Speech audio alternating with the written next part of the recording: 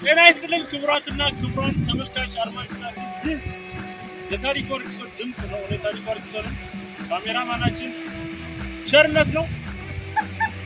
አሁን የምንገኘው ዲምቱ ከተማ ነው።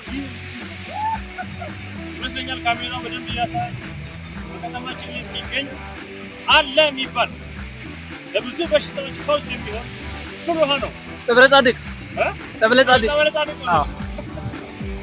እንዲሁ ፈልቆ በጣም የሚያቃጥለው በእውነት በጣም የሚያቃጥለው